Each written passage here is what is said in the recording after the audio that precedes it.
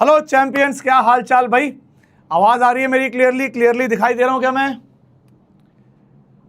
क्या मैं क्लियरली दिखाई दे रहा हूं? मेरी आवाज क्लियरली आ रही है? Hello hello hello.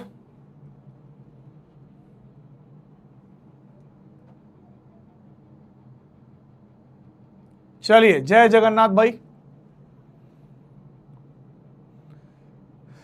Good evening. आ जाओ भाई, आ जाओ, सारे आ जाओ।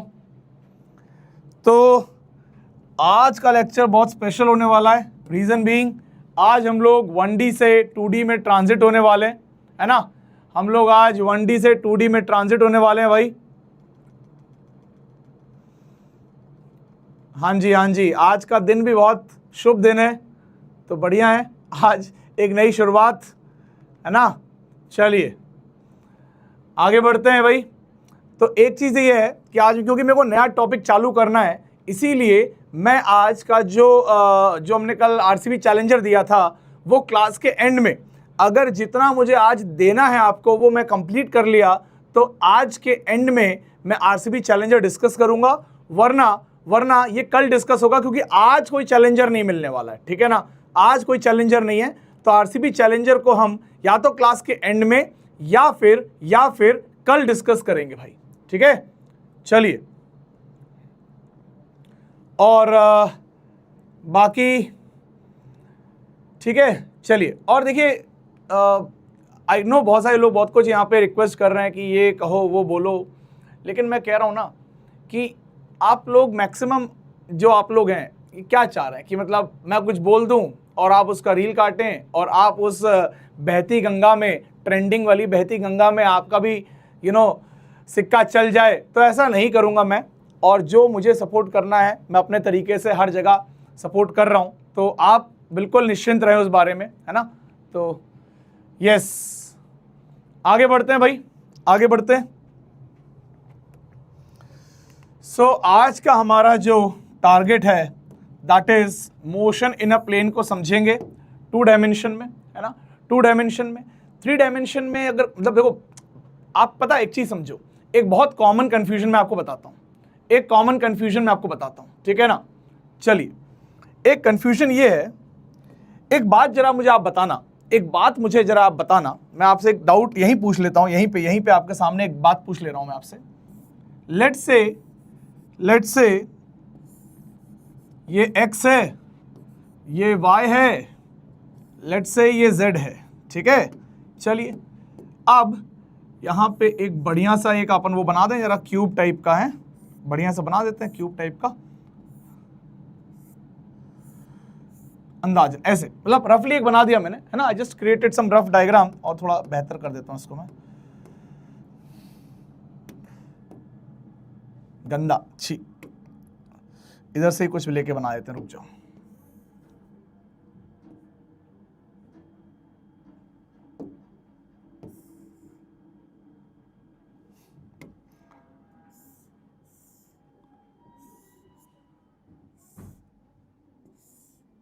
ये मेरी क्वेरी ये है कि मान लीजिए अगर मैं बोलूं एक पार्टिकल सिर्फ x एक्सिस पे चलता है तो ये कौन सा मोशन है?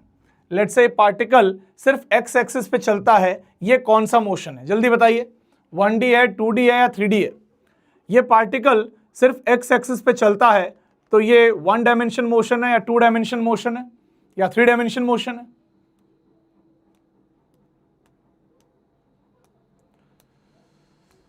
देखो, अपन तो काइनेमेटिक्स के अम्ब्रेला के अंदर ही सब कुछ पढ़ने वाले हैं, but now today onwards we are reading the topic motion in a plane, जो एनसीईआरटी में एक अलग चैप्टर है, 1D है। बहुत बढ़िया। अब इसी के साथ साथ अब मान लो ये पार्टिकल जो है ये इस प्लेन में लेट्स से यहां से O पॉइंट से ये पॉइंट तक XY प्लेन में ये ऐसे चला गया, लेट्स से ये XY प्लेन में ऐसे चला गया, ठीक है? XY प्लेन में चला गया, है ना? लेट्स से कुछ नाम देते हैं यार, let's say this is A, 0, and let's say this is 0, A, 0, so this point is let's say a, a, 0। तो वो 0,0,0 से ये पीछे वाला जो प्लेन दिख रहा है आपको ग्रीन वाला, ये प्लेन में ऐसे चला गया। तो बताइए ये 1D मोशन है या 2D मोशन है? ये XY प्लेन में चला गया, ये पार्टिकल XY प्लेन में चला गया, तो ये 1D मोशन है या 2D मोशन है? Very good, very good, very good, very good. अब एक पार्टिकल लेट्स से ये O से उठ के इस वाले पॉइंट पे यानी कि A, पे आ गया, ये ऐसे उठ के आ गया लेट्स से पार्टिकल ऐसे, ये पर्पल वाला वेक्टर इस वाले ये बॉडी डायगोनल है ना, O से इधर आना मतलब बॉडी डायगोनल दिख रहा है, छोटा बट सबसे बड़ा है ये, है ना। सो ये वाला कौन सा मोशन होगा? This one. ये वाला कौन सा मोशन होगा? जो 0,0 से 0,0,0 से उठ के A पे आ गया, इधर से इधर आ गया, ये कौन सा मोशन होगा?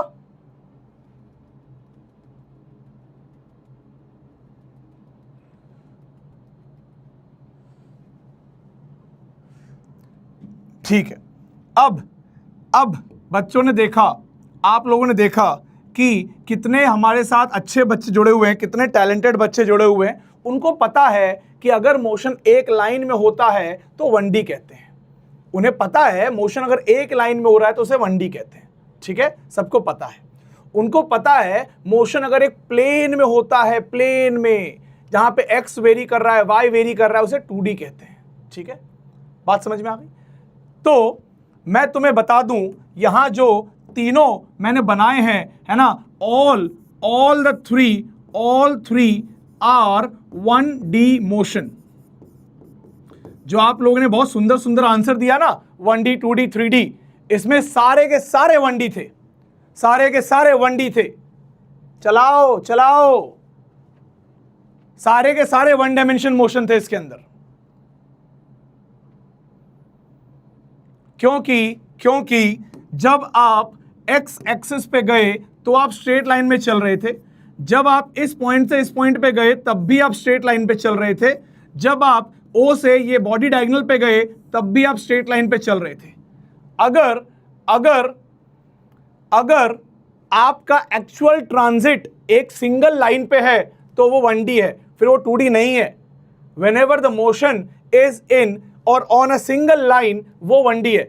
अब वो 1D आपका मतलब आप ये सोच रहे हो कि यार मुझे लेकिन एक्स वाई सब चेंज होता हुआ दिख रहा है, तो एक्स वाई जेड तो आपने बनाया ना, एक्स वाई जेड आपने बनाया। मान लो ये स्ट्रेट लाइन थी, ये पार्टिकल अभी आपने खुद ही बोला ये यहां से एक्स एक्सिस के अलोंग जा रहा है, ये पार्टिकल एक्स एक्सिस के अलोंग जा रहा है, तो आपने बोला ये 1D है। क्या होगा अगर मैं इसी पार्टिकल को देखने का नजरिया चेंज कर दूं, एक कार्टेशियन कोऑर्डिनेट ऐसे प्लान कर लूं, तो क्या अब ये पार्टिकल 1D से 2D में कन्वर्ट हो गया? क्या ये पार्टिकल 1D से 2D में कन्वर्ट हो गया? क्या वो तो अभी भी स्ट्रेट लाइन पे चल रहा है। तो कोऑर्डिनेट्स तो तूने डिसाइड किए ना भाई, कोऑर्डिनेट्स तो तूने डिसाइड किए ना। तो कुल मिला के कहानी अपने दिमाग में डाल लो, ढोलकपुर IIT जाने वालों, डाल लो दिमाग में कि अगर सिंगल लाइन पे कोई चीज चल रही है, सिंगल लाइन पे, एक लाइन पे, तो 1D है। और अगर एक प्लेन कवर कर रही है, कैसे पता चलेगा सब प्लेन कवर हो रहा है या नहीं हो रहा? अभी पता चलेगा, रुक जा, अभी पता चलेगा। ठीक है, बात समझ में आ गई? चलिए, now so what is this 2D? अब ये 2D का क्या फंडा है? 2 डायमेंशन में बॉडी जा रही है, कैसे जा रही है, क्या हो रहा है? We have to understand that, ठीक है ना। देखिएगा, आपको मैं समझाता हूं, जैसे हाँ, बढ़िया एग्जांपल दिया एक बच्चे ने, सर्कुलर मोशन। ये अगर कोई पार्टिकल इस सर्कल पे ट्रैवल करेगा तो आप कभी भी इसको एक डायमेंशन में, कभी एक डायरेक्शन में बांध ही नहीं सकते, डायरेक्शन बदल रही है हर मोमेंट। तो ये एक प्लेनार फिगर है, इसको कवर करने वाला पार्टिकल 2 डायमेंशन में ट्रैवल कर रहा है, इसको कवर करने वाला पार्टिकल 2 डायमेंशन में ट्रैवल कर रहा है। ठीक है, चलिए, इज दैट क्लियर? क्या बात क्लियर है? अब धीरे धीरे तुझे बातें समझ में आएंगी। ये जो मैंने अभी बताया ना, ये कई लोगों को पूरा प्रोजेक्टाइल मोशन पढ़ने के बाद ये सवाल पूछो तो भी आंसर नहीं कर पाते, ठीक है ना। तो अब तू ये तो समझ गया ना कि सर हमें कोऑर्डिनेट देख के ये नहीं सोचना चाहिए 1D है 2D है, हमें ये समझना चाहिए कि मोशन एक लाइन पे है या फिर वो चीजें बदल रही हैं, या वो कर्व में है। जब भी मोशन एक कर्व पे होगा, कभी भी अगर मोशन एक कर्व पे होगा, हमेशा वो प्लेनार होगा, हमेशा वो प्लेनार होगा। एक कर्व पे मोशन होगा तो प्लेन ही उसको हैंडल कर सकता है, क्योंकि डायरेक्शन बदल रही होगी, क्योंकि डायरेक्शन बदल रही होगी। समझ में आया बात? क्लियर है यहां तक?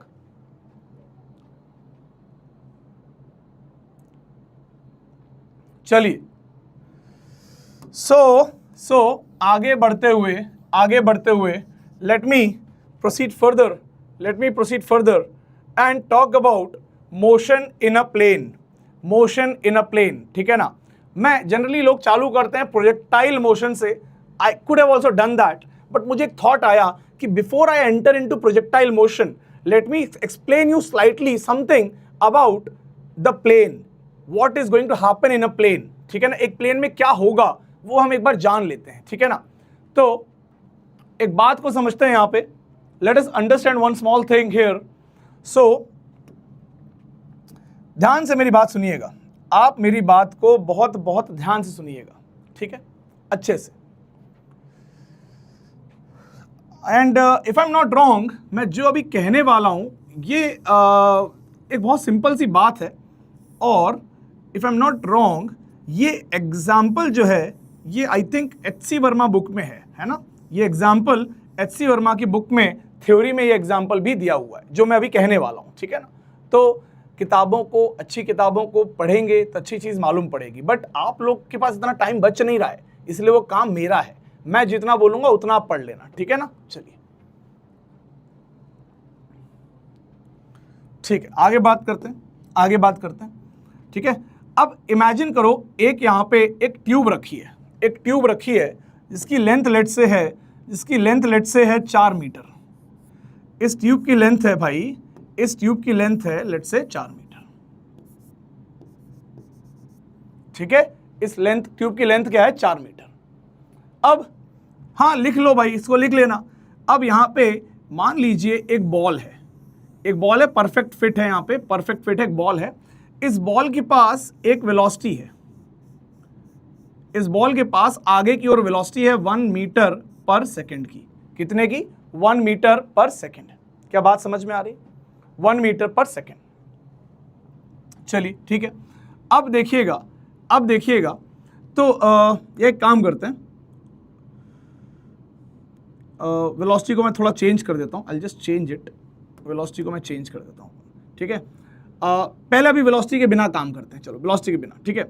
मान लीजिए अगर मैं बोलूँ ये बॉल सीधे जाती है, अगर मैं बोल देता हूँ ये बॉल सीधे जाती है, ठीक है, तो ये थोड़ी देर बाद इस कोने पे पहुँच जाएगी, राइट, इस कोने पे पहुँच जाएगी। तो ये एक हो गया 1 डायमेंशन मोशन, ये हो गया 1 डायमेंशन मोशन, ठीक है, ये हो गया 1 डायमेंशन मोशन। सब कुछ लेट से ये डायरेक्शन को मैं बोल देता हूँ x, ये डायरेक्शन को मैं बोल देता हूँ x। लेट से इसकी वेलोसिटी में बोल देता हूँ 4 मीटर पर सेकंड। तो ये इस कोने से इस कोने में कितने देर में पहुंच जाएगी? 1 सेकंड में, क्योंकि 4 मीटर का डिस्टेंस है। सो ये t = 0 पे यहां रहेगी और t = 1 पे यहां रहेगी। क्या बात क्लियर है? Is that clear? ये बॉल 1 सेकंड में यहां पहुंच जाएगी इस कोने पे। मान लेते हैं कि इसी के साथ, इस इवेंट के साथ साथ इस ट्यूब को मैं ऊपर ले जाने लग गया, इस ट्यूब को मैं ऊपर ले गया 3 मीटर पर सेकंड से। इस ट्यूब को साथ ही साथ, जैसे मैंने बॉल को धक्का दिया, बॉल के पास वेलोसिटी थी, ट्यूब को भी मैं ऊपर ले जाने लग गया, ठीक है ना। अब मैं ट्यूब को जब ऊपर ले जाने लग गया तो भाई क्या होगा? 1 सेकंड के बाद ये ट्यूब यहां आ जाएगी, this tube will come over here, this tube will come over here. कितना ऊपर? 3 मीटर ऊपर आ जाएगी 1 सेकंड में, क्योंकि यहां पे टाइम कितना हो गया? 1 सेकंड। जैसी बॉल यहां पहुंची तब 1 सेकंड हो चुका है, 1 सेकंड में ट्यूब यहां पहुंच जाएगी और बॉल यहां की जगह यहां रहेगी, यहां। क्या बात समझ में आ रही है? क्या बात समझ में आ रही है? बॉल कहां रहेगी? ट्यूब के उस एंड पे रहेगी। क्लियर है? अब अगर देखा जाए, अगर देखा जाए तो बॉल ने हॉरिजॉन्टल में कितना डिस्टेंस ट्रेवल किया, हॉरिजॉन्टल में तो बॉल ने 4 मीटर ही कवर किया, बॉल ने 4 मीटर कवर किया 1 सेकंड में, ठीक है। बट क्योंकि ट्यूब ऊपर जा रही थी, ये बॉल ऊपर भी चली गई, कितना मीटर, 3 मीटर ऊपर चली गई। तो अगर कोई पूछे what is the net displacement of the ball, तो यहां से यहां तक की दूरी निकाली जाए तो कितना आएगा, ये रहा 4 मीटर, ये रहा 3 मीटर, ये आ जाएगा 5 मीटर। यानी कि बॉल 1 सेकंड में 5 मीटर ट्रैवल कर गई, बॉल 1 सेकंड में 5 मीटर ट्रैवल कर गई। तो आपको यहां पे एक बात समझनी पड़ेगी, क्या हो रहा है यहां पे देखिएगा। तो बॉल के पास एक खुद की वेलोसिटी थी 4 मीटर पर सेकंड, और एक बॉल क्योंकि वो कंटेनर में पैक थी, जब कंटेनर ऊपर 3 से जा रहा था तो बॉल भी ऊपर जा रही थी, कितने से, 3 से। तो अगर आप इन दोनों वेलोसिटी का रिजल्टेंट निकालेंगे तो वो आएगा 5 मीटर पर सेकंड, और एक्चुअली वही हो रहा है। ये डिस्टेंस आई 5 मीटर, तो 1 सेकंड में बॉल कितना ट्रैवल करी है, 5 मीटर पर सेकंड से देखा जाए तो 1 सेकंड में बॉल 5 मीटर ट्रैवल करेगी, और एक्चुअली उस बॉल ने 5 मीटर ट्रैवल किया। इससे 2 बातें आपको सीखनी है। क्या सीखना है, यह सीखना है कि वाई डायरेक्शन में अगर कुछ हो रहा है उससे एक्स को कोई फर्क नहीं पड़ता। एक्स 4 मीटर पर सेकंड की वेलोसिटी थी, तो 1 सेकंड बाद बॉल अब भी 4 मीटर ही चल रही है, और वाई वाली वेलोसिटी को एक्स वाली वेलोसिटी से कोई लेना देना नहीं है। अगर ये ट्यूब ऊपर 3 मीटर पर सेकंड से जा रही है तो ये ट्यूब ऊपर 1 सेकंड में 3 मीटर ही ऊपर जाएगी, उसको इस वाली 4 वेलोसिटी से कोई मतलब फर्क नहीं पड़ता। Is that clear? So ball went up by 3 metre, यानी कि बॉल की वाई वाली वेलोसिटी को बॉल की एक्स वाली वेलोसिटी से कोई फर्क नहीं पड़ता। यानी कि कल को हम ये कह दें कि हमें 2 डायमेंशन मोशन पढ़ना है, तो हम ये कह सकते हैं कि 2 dimension is nothing but superposition of 2 1 dimension motion. So I can say that motion in a plane और motion in 2D is superposition मतलब ओवरलैपिंग कह लो, सुपरपोजिशन नहीं पता वो वर्ड तो ओवरलैपिंग, या कह लो overlapping, superposition is better word but okay, overlapping of 2 1 dimension motion. क्या ये बात समझ में आ रही है? जो 2 डायमेंशन का मोशन है, मान लो कल को एक x और y के अंदर कोई मोशन होने वाला है, तो जो x में होगा that will be independent of motion in y, and जो y में होगा that will be independent of motion in x। क्या ये एक्सपेरिमेंट से बात समझ में आ गई? क्या did you understand with this experiment that this 3 meter upward velocity of ball will not change how much it will move in horizontal direction? Ball की ऊपरी वेलोसिटी ये नहीं डिसाइड करेगी कि बॉल आगे कितना चलेगी, आगे कितना चलना है वो आगे वाली वेलोसिटी डिसाइड करेगी। ओवरलैपिंग मींस एक के ऊपर एक, मतलब एक मोशन y में हो रहा है, एक मोशन x में हो रहा है, अगर दोनों को साथ में बिठा दोगे तो वो मोशन xy प्लेन में आ जाएगा।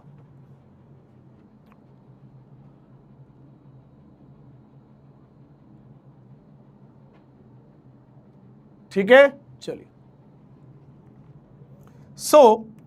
इसी बात को समझते हुए, एक्सप्लॉइट करते हुए हम आगे अभी प्रोजेक्टाइल मोशन के अंदर बहुत सारी चीज़ें फाइंड आउट करेंगे और बहुत स्टाइल से करेंगे, आपको मज़ा आ जाएगा, है ना। शायद इस तरीके से आपके स्कूल में भी शायद नहीं कराया गया होगा, जो आपको मैं कराऊंगा, आपको आनंद की अनुभूति हो जाएगी। आज एक ही पहला ही सवाल लूँगा, उस पहले सवाल के अंदर 15 सवाल हैं। First question has 15 parts. 15 part में तेरा पूरा प्रोजेक्टाइल मोशन स्कूल लेवल का तो आज ही क्लियर कर दूंगा सारा का सारा, ठीक है।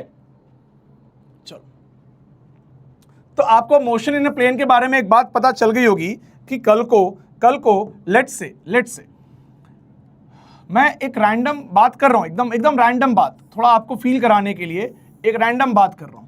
कल को ये लेट्स से x है, ये लेट्स से y है, और यहां पे एक पार्टिकल रैंडम इस प्लेन पे घूम रहा है। देखो अगर मैं स्ट्रेट लाइन में घुमा दूंगा तो भी कोई प्रॉब्लम नहीं है ना, ऑल्दो ये स्ट्रेट लाइन मोशन है, बट फॉर दिस हमारे इस कार्टेशियन कोऑर्डिनेट के लिए इसके पास एक वेलोसिटी, ये अगर इसकी नेट वेलोसिटी है v, तो एक वेलोसिटी इसकी x में होगी, एक वेलोसिटी इसकी y में होगी, क्योंकि जैसे जैसे ऊपर जाएगा y कोऑर्डिनेट भी बदल रहा है, y कोऑर्डिनेट भी बदल रहा है और x कोऑर्डिनेट भी बदल रहा है, तो x में भी वेलोसिटी होगी, y में भी वेलोसिटी होगी, ठीक है। लेकिन ये ऑल्दो वन डायमेंशन मोशन है, ये it is this blue line is one dimension motion, but अभी के लिए मैं इसको x और y में रिप्रेजेंट कर रहा हूं।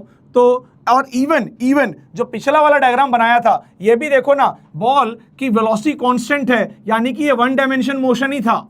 जब जब बॉल की वेलोसिटी कांस्टेंट होगी, यानी कि वेलोसिटी की दिशा नहीं बदलेगी, वो हमेशा सीधे जाएगा जुक। तो सर वो कर्व कब करेगा? बताऊंगा, वेट कर बताऊंगा अभी कर्व कब करेगा, ठीक है ना।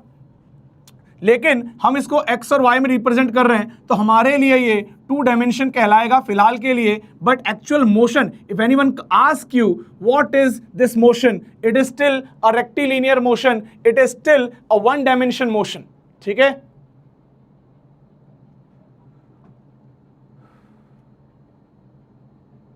चलिए,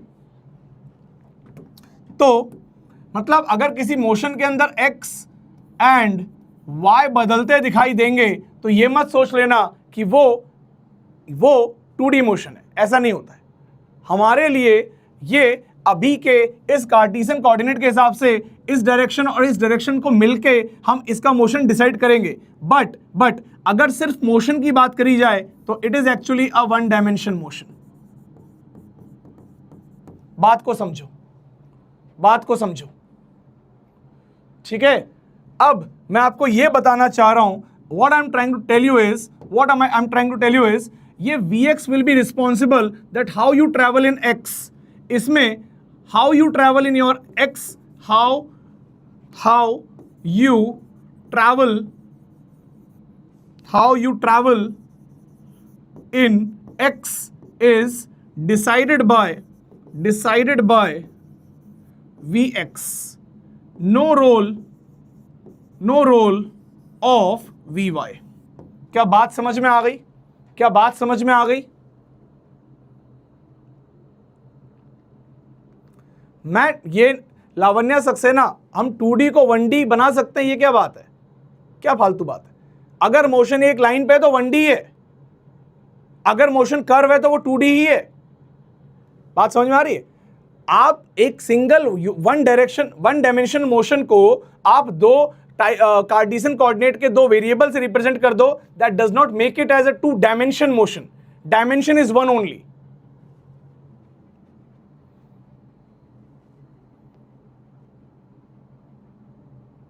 ठीक है, चलिए। जब भी हम टू डायमेंशन के अंदर बात करेंगे, है ना, तो हम उसके अंदर चाहे वो कैसा मोशन हो, मैं टू डायमेंशन की अगर बात करूं तो अगर उसके अंदर मैंने कोई दो डायरेक्शन चूज करी है एक्स एंड वाई, तो वो दो परपेंडिकुलर डायरेक्शन आपस में इंडिपेंडेंट होती हैं। ये बात आप ध्यान रख लीजिए। So you can take a note of this, ठीक है ना, you can take a note of this that, है ना, मोशन ये, अच्छा खैर अभी आपने कुछ, चलो ठीक है, motion in X direction is independent of motion in Y direction. ठीक है ना, एंड ये जो बात एक्चुअली लिखी है ना, and also this is valid for any two perpendicular direction। ये जो बात यहां लिखी है, ये किसी भी दो परपेंडिकुलर डायरेक्शन के लिए वैलिड है। ये किसी भी दो परपेंडिकुलर डायरेक्शन के लिए वैलिड है।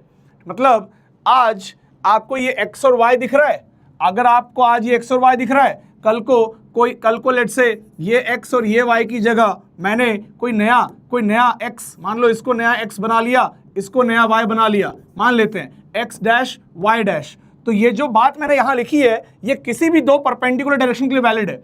जब मैं x डैश और y डैश बना लूंगा तब x डैश का मोशन जो होगा वो y डैश से इंडिपेंडेंट होगा। जो कंपोनेंट y डैश के डायरेक्शन में आएंगे वो y डैश के लिए रिस्पॉन्सिबल होंगे, जो कंपोनेंट x डैश में आएंगे वो x डैश के मोशन के लिए रिस्पॉन्सिबल होंगे।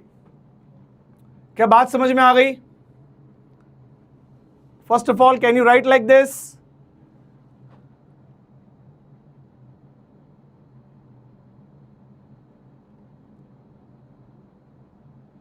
भाई मैं तुम्हें बहुत बढ़िया चीज पढ़ाने वाला हूं यार।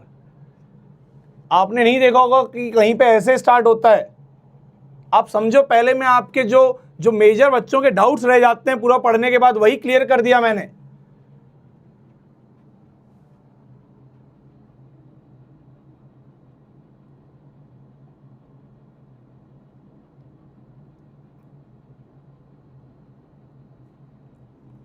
चलिए, now comes the projectile motion. ठीक है ना?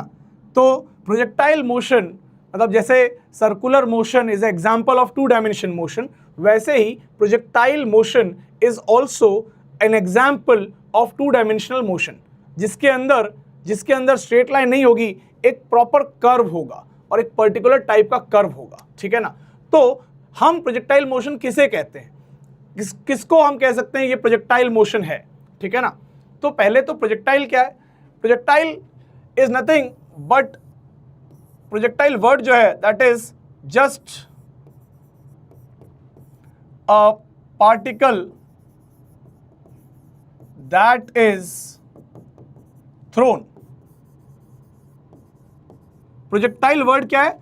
उस पार्टिकल को बोलते हैं जिसको हमने फेंका है ना? तो इसीलिए कई बार आप क्वेश्चन की लैंग्वेज देखेंगे, कहां वहां लिखा रहेगा अ projectile is projected, a projectile is throne. तो वर्ड प्रोजेक्टाइल क्या है? वो पार्टिकल जिसको तुम फेंक रहे हो, पहले तो ये।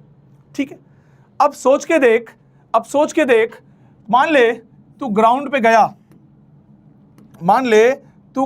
गया और तूने क्या किया, वहां पे तूने कंकड़ उठाया, वहां पे तूने एक गिट्टी उठाई, कंकड़ उठाया और कंकड़ उठा के तूने उस कंकड़ को ऐसे एक ऐसे एंगल पे तूने उसको फेंक दिया। ठीक है? मतलब प्रोजेक्टाइल लिया और प्रोजेक्टाइल को फेंक दिया। जब प्रोजेक्टाइल को फेंका तो पता चला कि ये पगला तो ऐसे घूम के गिर गया धरती पे। अच्छा, तो ये वाला जो मोशन है इसका नाम रख दिया जाए, क्या नाम रख दिया जाए? प्रोजेक्टाइल का मोशन। क्या बात समझ में आई कि वो पार्टिकल को लेके फेंका तो जैसे वो गया उस मोशन को प्रोजेक्टाइल मोशन बोल दिया। ठीक है, मान लिया हम लोगों ने। लेकिन अब सवाल ये आता है कि प्रोजेक्टाइल मोशन कब होता है, क्यों होता है? क्योंकि जब हम हमने पार्टिकल को जब ऐसे फेंका, जब हमने पार्टिकल को सीधे फेंका था ऊपर की ओर, तब तो ये सीधे जाके सीधे आ गया था, ये 1D में रह गया था और इसने तो प्रोजेक्टाइल मोशन किया ही नहीं। It did not do a projectile motion, it did a rectilinear motion. हमने जब ऊपर फेंका तो वहां पे हुआ रेक्टिलिनियर मोशन। हमने ऊपर फेंका तो रेक्टिलिनियर मोशन हो गया, उसी कंकड़ को हमने एंगल पे फेंका तो प्रोजेक्टाइल मोशन हो गया। तो कैसे पता चलेगा कब होगा प्रोजेक्टाइल मोशन, कब होगा रेक्टिलिनियर मोशन? एक ट्रिक है। ट्रिक क्या है गुरुजी? प्रोजेक्टाइल मोशन बेटा तब होता है जब वेलोसिटी या इनिशियल वेलोसिटी कह लो, जब इनिशियल वेलोसिटी का वेक्टर वो ना ही पैरेलल हो एक्सेलरेशन से, ना ही एक्सेलरेशन से एंटी पैरेलल हो, ना ही वो एक्सेलरेशन से एंटी पैरेलल हो। इन दोनों केस अगर नहीं है ना, यानी कि u makes some angle other than 0 degree or 180 degree with a vector। जब इनिशियल वेलोसिटी 0 डिग्री या 180 डिग्री छोड़ के कोई भी एंगल बनाएगी हमेशा प्रोजेक्टाइल मोशन होगा। यानी कि अगर मैं आपको यहाँ मेरे पास जगह कम है, मैं चाह रहा हूँ आप इसके नीचे बनाइएगा, बट मैं ऊपर बना रहा हूँ, कभी भी प्रोजेक्टाइल मोशन तब होगा जब एक वेलोसिटी होगी और एक एक्सेलरेशन होगा और उनके बीच में एंगल 180 या 0 नहीं होना चाहिए, कोई दूसरा एंगल होना चाहिए। तो हमेशा इस टाइप का पार्टिकल ऐसे घूमता हुआ जाएगा। क्या ये बात क्लियर है? Is that clear? लेकिन अगर किसी पार्टिकल का अगर रेक्टिलिनियर मोशन कब होता है? जब इनिशियल वेलोसिटी पैरेलल होती है एक्सेलरेशन के। यानी कि जैसे कि आपने याद नहीं है कि अगर वेलोसिटी आगे की तरफ है और एक्सेलरेशन भी आगे की तरफ है तो भैया सीधे ही जाएगा ना, ये क्यों मुड़ेगा ये? तो अगर वेलोसिटी एक्सेलरेशन के पैरेलल है या फिर और वेलोसिटी जो है वो एंटी पैरेलल है एक्सेलरेशन के, एक्सेलरेशन के, तब क्या होगा? तब रेक्टिलिनियर मोशन होगा।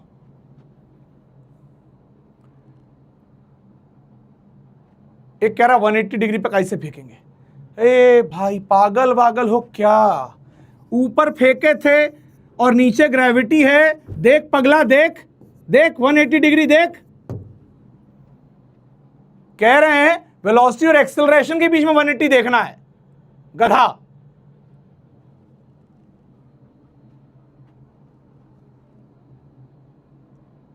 परपेंडिकुलर के लिए मैंने कुछ बोला क्या? मैंने बोला बस 0 और 180 डिग्री नहीं होना चाहिए, बाकी कोई भी एंगल होगा प्रोजेक्टाइल ही होगा, प्रोजेक्टाइल मोशन होगा जब ये कंडीशन मीट हो जाएगी, जब ये दोनों कंडीशन, मतलब दो क्या, एक ही चीज लिखी हुई है अलग अलग तरीके से, जब U and A will not be parallel और एंटी पैरेलल, प्रोजेक्टाइल मोशन होगा। 90 डिग्री पे भी प्रोजेक्टाइल मोशन होगा। क्यों नहीं होना चाहिए प्रोजेक्टाइल मोशन? देख ले बंधु, देख ले, ये मान ले तेरा टावर है, तू इस टावर पे खड़ा हो गया और तूने जो सुंदर कन्या ने एक अच्छा प्रेम पत्र दिया था, तूने अपनी तैयारी के लिए उस प्रेम पत्र को यहां से फेंक दिया किसी वेलोसिटी से, गुस्से में आके, और ग्रेविटी इसके ऊपर नीचे की तरफ लग रही थी, तो ये ऐसा उड़ता हुआ जाएगा बालकनी से और जाके नाले में गिर जाएगा और फिर तेरी पढ़ाई अच्छी होगी। ये भी प्रोजेक्टाइल मोशन है।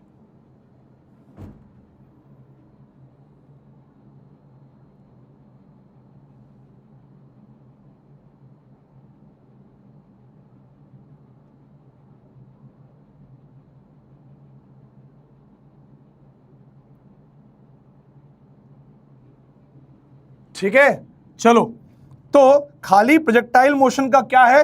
What is needed for projectile motion? Initial velocity should not be parallel to acceleration और anti parallel to acceleration. Acceleration initial velocity के डायरेक्शन में या उसके अपोजिट नहीं होना चाहिए। ठीक है, चलो, जब भी इनिशियल वेलोसिटी एक्सेलरेशन के पैरेलल या एंटी पैरेलल होगी तो रेक्टिलिनियर मोशन बनेगा। रेक्टिलिनियर मोशन आ जाएगा दोस्त। क्या यहां तक क्लियर है? यहां तक क्लियर है? हैं भाई? लाइट कम आ रही है चेहरे पे। यहां तक क्लियर है?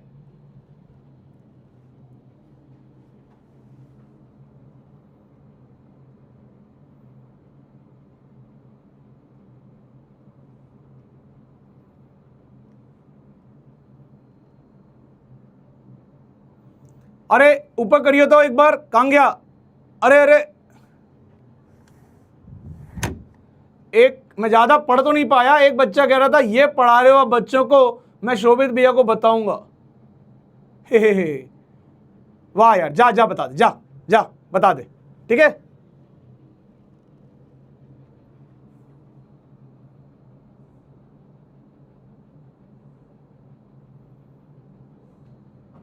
मुझे पता नहीं है क्या तुम लोग क्या पढ़ के आए हो 9th 10th में?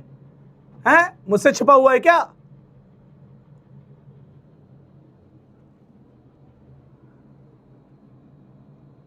चलिए आगे बढ़ते हैं।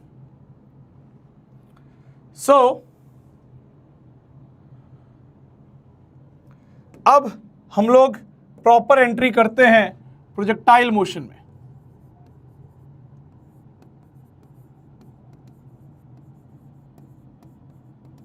अब प्रोजेक्टाइल मोशन कैसा होता है ये तो पता चल गया, ठीक है। अब इसके कुछ कुछ और आपके यहां पे अजम्पशंस हैं, कुछ कुछ अजम्पशंस हैं। पहला assumption, g is equal to constant, acceleration due to gravity is constant, या पूरा g वेक्टर ही बोलना चाहिए मुझे, g वेक्टर इज कॉन्स्टेंट, ठीक है। चलिए दूसरा g वेक्टर कांस्टेंट रहना चाहिए। ये तभी होगा जब आपका projectile very close to earth है, वेरी क्लोज टू अर्थ हो रहा है तभी, है ना। तो अब यहां से सोचो कि ये धरती है, तुम यहां से फेंको और ऐसे जाए तो ये पैराबोला नहीं बनेगा, this is not a parabola, ठीक है ना। रिमेंबर दैट, इसके बारे में ग्रेविटेशन में बात करेंगे।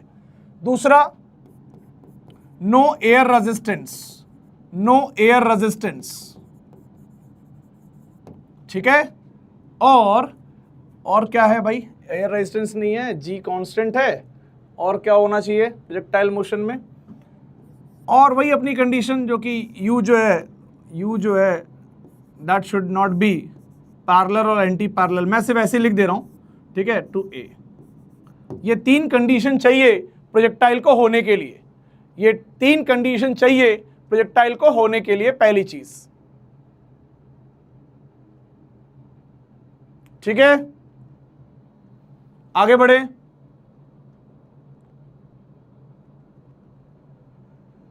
ठीक है।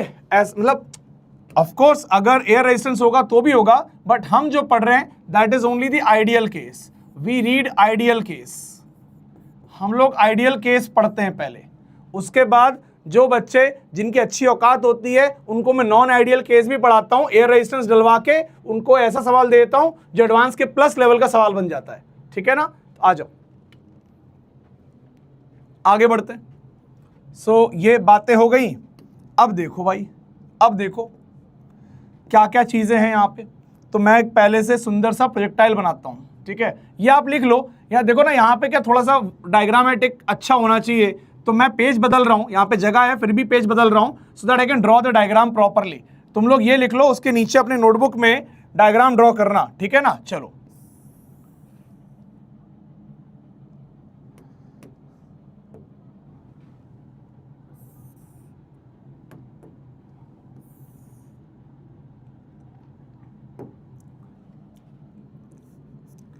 इस एक्सिस को मैंने x मान लिया, इसको मैंने y मान लिया, ये मैंने माना है। बेसिकली ये धरती थी, this was the ground, this was ground, और अभी आप प्रोजेक्टाइल मोशन के अंदर, जैसे ये बेसिक था, ये जनरल था, अभी आप पहली सब हेडिंग डालिएगा, ground to ground projectile, ground to ground projectile, ground to ground projectile,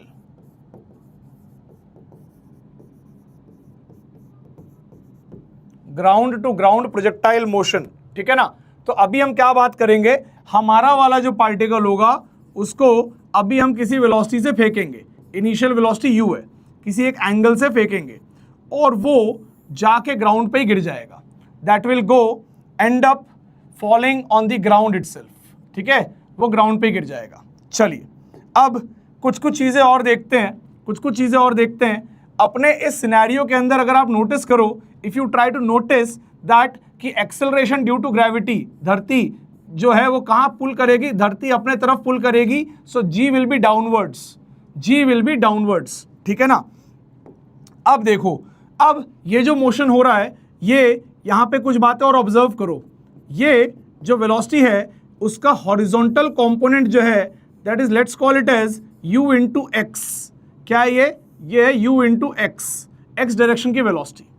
इधर वाला कंपोनेंट क्या आएगा, वर्टिकल वाला, so let's call this as u into sorry U Y, this was U X, this is U Y, ठीक है। क्या यहां तक बात क्लियर है। अब मैं तुम्हें एक बहुत बेसिक सी फील दे रहा हूं, वो सुनना और समझना। जब आपको ये पता चल गया, जब मेरे मित्र आपको ये पता चल गया कि acceleration is only in vertical, acceleration सिर्फ नीचे खींच रहा है, मतलब there is no acceleration in X direction, that means यहां पे एक्सेलरेशन, दैट मीन्स यहां पे एक्सेलरेशन एक्स डायरेक्शन में तो है ही नहीं, जीरो है. There is no acceleration in X direction, there is only acceleration in Y direction. ठीक है ना, क्योंकि मैंने ऊपर वाले को वाई माना है तो एक्सेलरेशन नीचे की तरफ है, so that will be minus G into J cap. Minus क्यों? क्योंकि नीचे की तरफ है, सो माइनस जे कैप. क्या ये बात क्लियर है? क्या ये बात क्लियर है? ये होने के वजह से मुझे पता है कि x का मोशन y को कुछ नहीं छूता, y का मोशन x को नहीं छूता. x वाला x में चलेगा बिंदास, x की सारी चीजें अलग, y की सारी चीजें अलग. मोशन ऐसा हो रहा है. बट अगर मैं आपको बताऊं, let me just tell you that, अगर आप ध्यान से समझो मेरी बात, मैं क्या कहना चाह रहा हूं. मैं ये कह रहा हूं कि आप किसी भी टाइम पे अगर पार्टिकल को देखोगे, अगर आप किसी भी पॉइंट पे पार्टिकल को देखोगे तो उसके हॉरिजॉन्टल वेलोसिटी में कोई बदलाव नहीं आएगा. उसकी हॉरिजॉन्टल वेलोसिटी में कोई बदलाव नहीं आएगा, क्योंकि there is no acceleration in horizontal direction. There is no acceleration in horizontal direction. क्या आपको बात समझ में आ रही है? तो हॉरिजॉन्टल वेलोसिटी हर पॉइंट पे क्या रहेगी? सेम रहेगी. हॉरिजॉन्टल वेलोसिटी हर पॉइंट पे क्या रहेगी? सेम रहेगी. थोड़ा सा टेढ़ा बन गया लेकिन चल जाएगा, आप लोग समझदार हो, है ना. हॉरिजॉन्टल वेलोसिटी हर पॉइंट पे सेम रहेगी. क्यों रहेगी सेम? क्योंकि हॉरिजॉन्टल में there is no acceleration. Nobody can change the velocity in horizontal. Acceleration zero, horizontal की वेलोसिटी कोई नहीं बदलेगा. But guruji, this gravity is there in downward direction. तो ये इधर वाली वेलोसिटी को बदलेगी. ऊपर वाली वेलोसिटी जो अभी ज्यादा है वो धीरे धीरे क्या हो जाएगी? वो धीरे धीरे कम हो जाएगी, वो धीरे धीरे छोटी होती चली जाएगी, और टॉप पॉइंट पे तो जीरो हो जाएगी. और फिर टॉप पॉइंट पे जब वेलोसिटी जीरो हो गई, उसके बाद नीचे की ओर बढ़ेगी, उसके बाद नीचे की ओर बढ़ेगी, नीचे की ओर बढ़ेगी, और फिर और बढ़ जाएगी. ठीक है ना.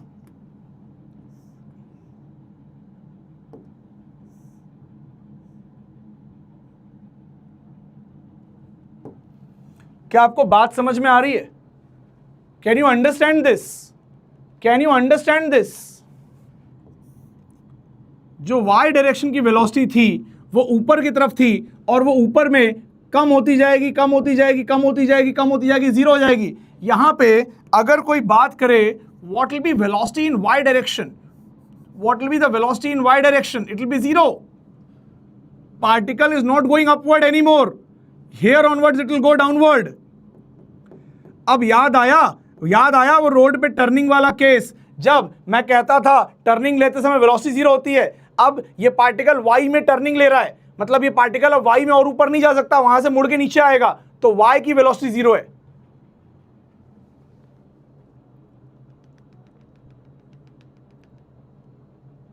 Is that clear? डाउट?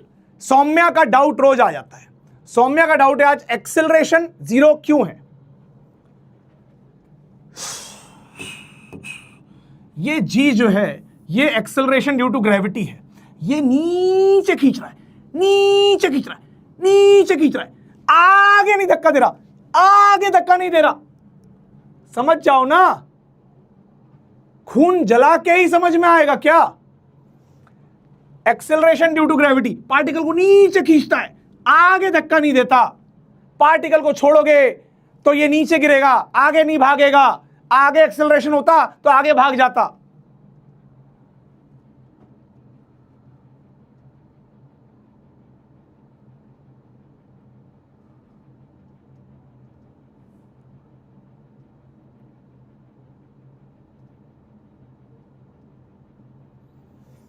चलो पानी पी लेता हूं.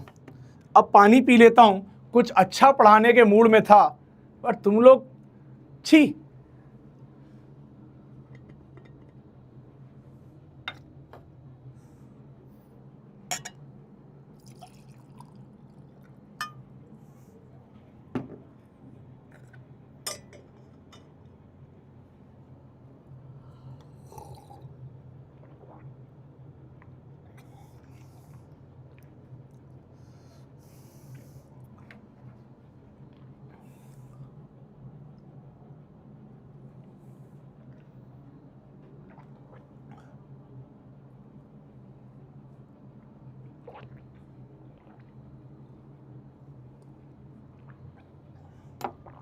चलिए, तो भैया थोड़ा थोड़ा समझ में आ रहा है भैया, थोड़ा थोड़ा आ रहा है भैया, आ रहा है।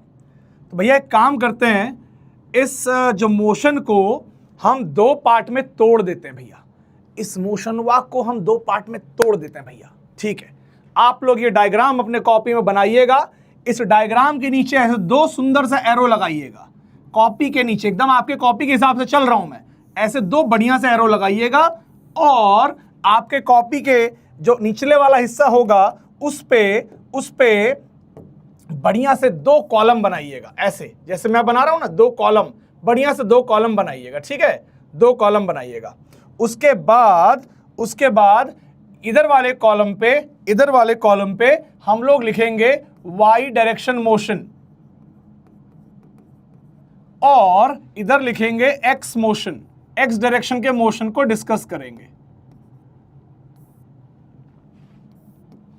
अब आप क्या करिएगा, यहां पे y डायरेक्शन वाला जो मोशन है उसको पूरा जैसे पहले बनाए हुए थे वैसे ही बना लो, उसको पूरा बना लो वैसे जैसे ही था। ठीक है, जैसे था वैसे ही बना लो इसको। उसके बाद मैं इसको भी बना लेता हूं, कॉपी कर लेता हूं इसको। आजा भाई आजा, ऐसे बना लो पूरा। ठीक है, और इधर वाले की वेलोसिटी का नाम रख दो। देखो भाई ध्यान से ये भैया, ये वाली वेलोसिटी जो है, क्योंकि y का मोशन है तो हमारे लिए यही वेलोसिटी काम की है। So u in y direction is equal to u sine theta. कैसे मिला देखो, ये थीटा था तो यहीं पे नोट करवा दे रहा हूं, uy is equal to u sine theta. ठीक है, और x डायरेक्शन की velocity ux is equal to u cos theta. ठीक है, चलिए आगे बढ़ते हैं। y के मोशन में ये बना दो, और y के मोशन में ही नीचे की ओर ग्रेविटी बना दो। ठीक है, ये y के मोशन में बना दो। x के मोशन में क्या बनाओगे, x के मोशन में हॉरिजॉन्टल वेलोसिटी बना दो, ux को लिख दो u cos थीटा। और यहां पे एक्सीलरेशन है ही नहीं x में, it is completely zero, and y में एक्सीलरेशन है, इट इज इन माइनस, ये नीचे की ओर है, ये ऊपर वाले को अपन y माने थे, तो ये माइनस जे कैप के डायरेक्शन में, तो माइनस जी जे कैप। क्या ये बातें क्लियर है? अंकित पाठक, y साइन थीटा। बेटा मुझे लगता है कुछ लोगों का मतलब ऐसा मन होता है, विश होती होगी कि इन्हीं के हाथों मरना है, इन्हीं के हाथों मर जाएंगे तो एकदम मोक्ष प्राप्त हो जाएगा, इन्हीं को एकदम हैरान कर दो ताकि ये इतना क्रोधित हो जाएं कि हमारी टांगे तोड़ दें। अबे चमगादड़ हो क्या बे? ये यू है, ये थीटा है, एकदम चमन हो। ये u का ये वाला कंपोनेंट u साइन थीटा होता है, u का ये वाला कंपोनेंट u कॉस थीटा होता है। पूरा वेक्टर निकल गया, पूरा 1D निकल गया। छोड़ दे पढ़ाई।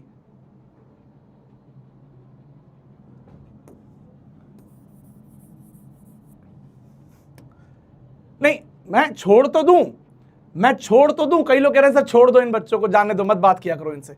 अरे तो तुम्हारा मनोरंजन कैसे होगा? तुम लोग इतनी मेहनत करके पढ़ाई कर रहे हो, तुम लोग को भी तो मोमेंट ऑफ फा मिलना चाहिए ना, मोमेंट ऑफ लॉल मिलना चाहिए ना भाई। तुमको स्पाइस नहीं मिलेगा तो कैसे काम चलेगा? हाँ, माना हमारी क्लास कोई कॉमेडी मूवी नहीं है, लेकिन थ्रिलर तो बन सकती है, एक आग को तो निपटाई सकते हैं, उसमें भी आनंद है।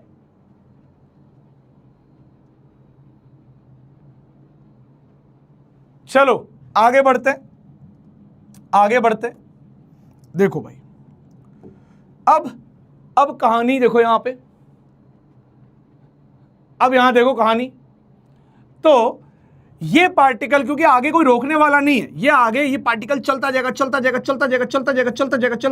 ये रुकेगा ही नहीं, ये कितना भी चल सकता है। लेकिन इसके पास लिमिटेशन है, क्योंकि ये धरती है, तो ये तो ऊपर जाएगा और ऊपर से लौटेगा, तो इसको यहां पे वापस धरती माता मिलेंगी, और तुम्हें मालूम है धरती माता फिर तो रोक लेती है मिलने से, है ना, तो ये और नीचे नहीं जा सकता। ठीक है, चलिए यानी कि जो, अच्छा एक काम और करो, ये जो ऊपर वाला डायग्राम था ना, जिसके आगे अपन यहां 2 कॉलम बना लिए थे, इसके बगल में या ऊपर यहां जहां पे भी आपके नोटबुक में जगह हो, यहां पे 3 चीजें लिख दो।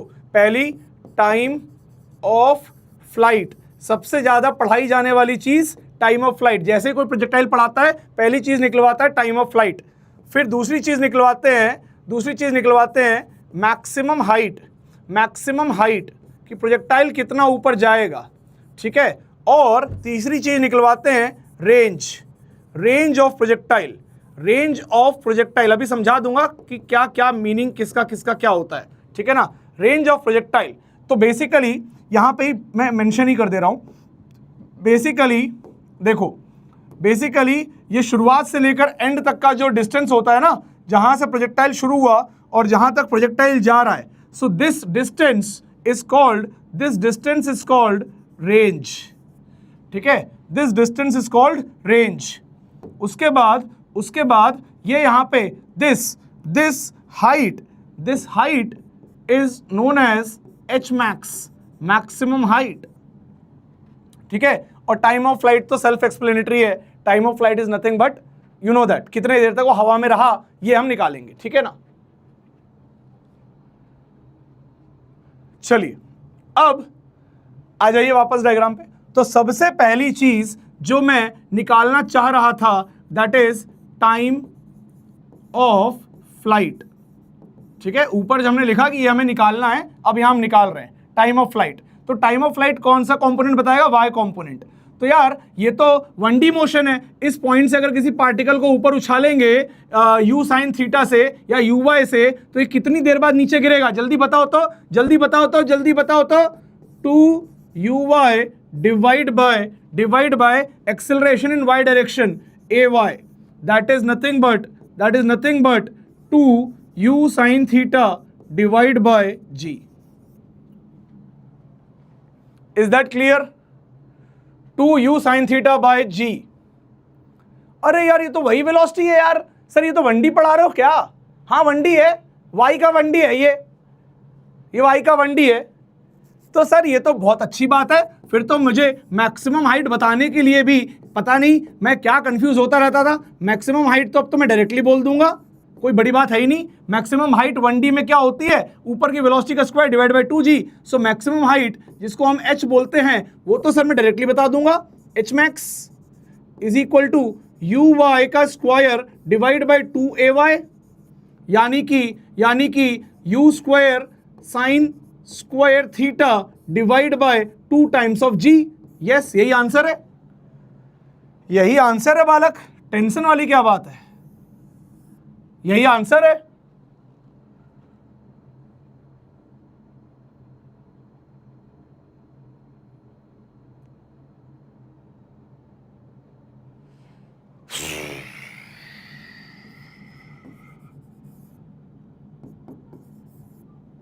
मैग्नीट्यूड हमेशा पॉजिटिव होता है, डायरेक्शन है नीचे वाली, ठीक है ना। और ये पहले ही हम लोग प्रूफ कर चुके हैं, डिराइव कर चुके हैं। नीचे यहाँ पे कोई जी साइन के साथ नहीं आता है। और मैं लग रहा है अगला जन्म लेना पड़ेगा मुझे।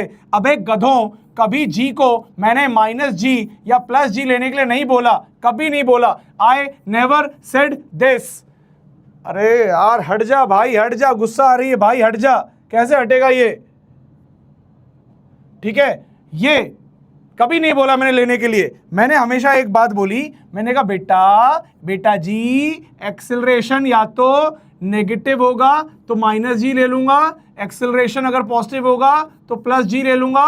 लेकिन कभी भी जी की वैल्यू को मैंने +10 से -10 नहीं लेने के लिए बोला।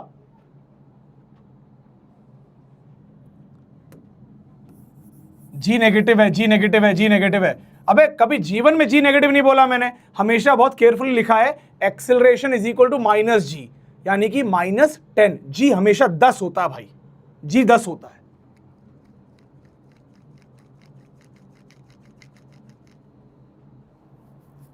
क्लियर है? Is that clear? अब कितने प्रेम से आपने टाइम ऑफ फ्लाइट और मैक्सिमम हाइट बता दिया। मैंने तो कुछ भी करा ही नहीं इसके अंदर, ये तो 1D है तो आपको आता ही है। फिर किसी ने पूछा, चलो ये तो बता दिए, ऊपर वाला तो सब रट लिए थे, ये बताओ कि रेंज कितना आएगा। अच्छा, रेंज का मतलब है हॉरिजॉन्टल डिस्टेंस। अच्छा, तो रेंज तो मुझे यूएक्स से मिलेगी। सो what will be the range? Range will be कि भैया ये मतलब कितने देर तक उड़ रहा है, that is time of flight. For how long it is flying, that is time of flight.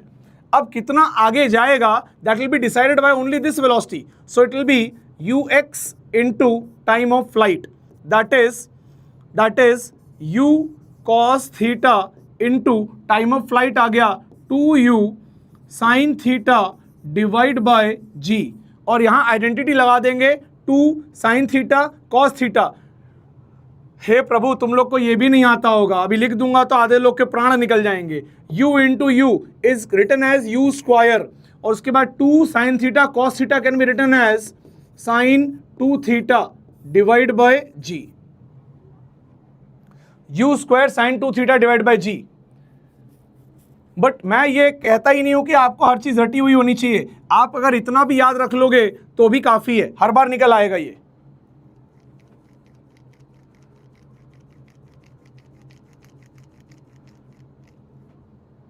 Is that clear? Is that clear?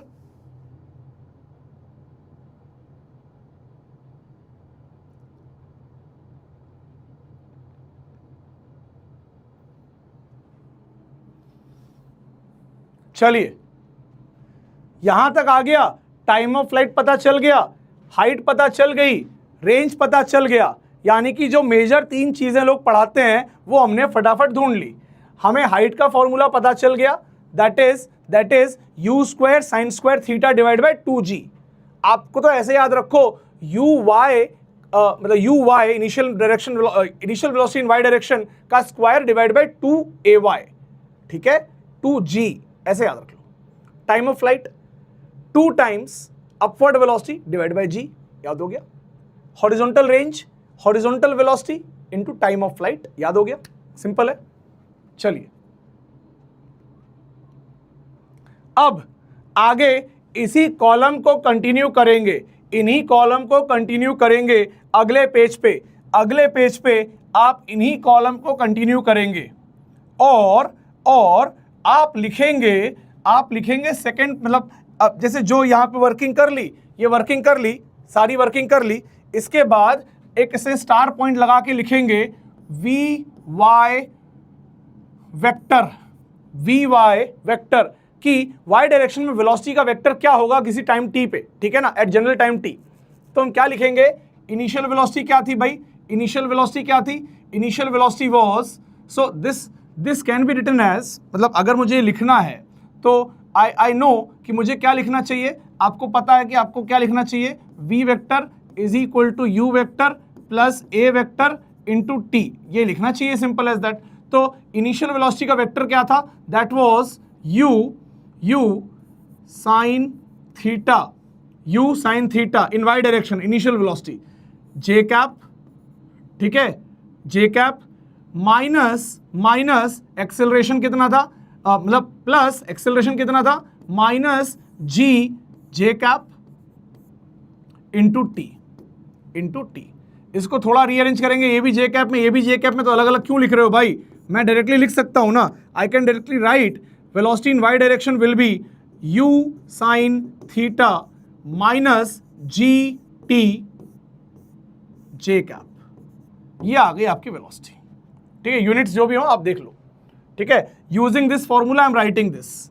ऐसे ही मैं यहां पे लिखूंगा स्टार लगा के velocity in x at any time, so that will always be constant, that will be u cos theta i cap. क्या बात clear है? क्या ये बात क्लियर है कि x की वेलोसिटी कभी नहीं बदलेगी और y की velocity u sin theta minus G T J cap हो जाएगी?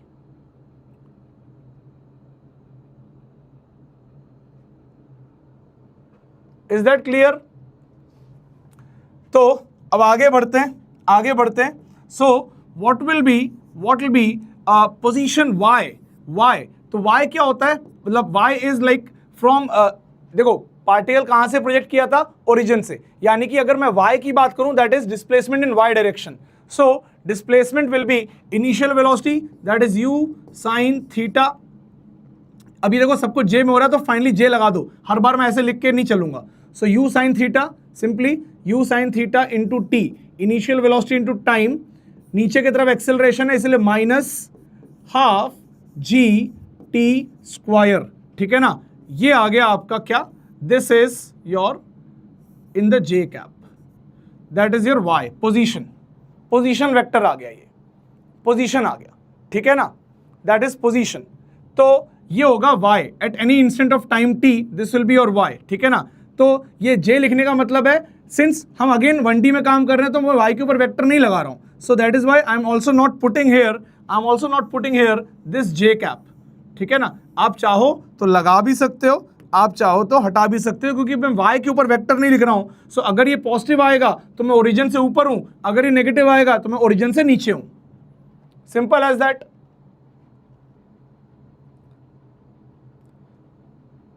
एक अरियंत नामक लड़का कह रहा है फिजिक्स से दूरी बढ़ती जा रही है। मैं पहले ही बता चुका हूं, फिजिक्स से तुम दूरी रहो भाई, फिजिक्स से दूरी मत, मतलब नजदीकियां मत बढ़ाओ, फिजिक्स से दूर ही रहो, फिजिक्स से नजदीकियां मत बढ़ाओ तुम, ठीक है ना।